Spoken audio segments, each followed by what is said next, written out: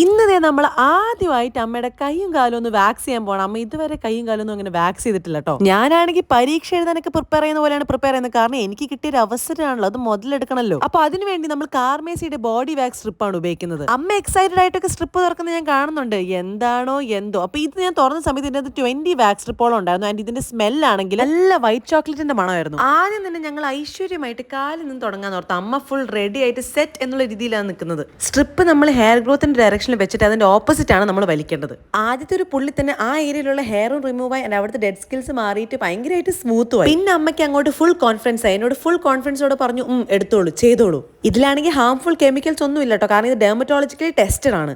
എന്തോ ഒരു രോമമാണ് കിട്ടിയത് നിങ്ങളൊന്ന് നോക്കിയേ ഗൈസ്. ഇതിന്റെ കൂടെ വിറ്റമിൻ ഇയും കോക്കനട്ട് ഓയിലും ഇൻഫ്യൂസ്ഡ് ആയിട്ടുള്ള 4 ആഫ്റ്റർ ഷേവ് വൈബ്സ് ആണ് വരുന്നത്. അത് യൂസ് ചെയ്യുമ്പോഴുള്ള ഗ്ലോ നിങ്ങൾ തന്നെ നോക്കിയേ.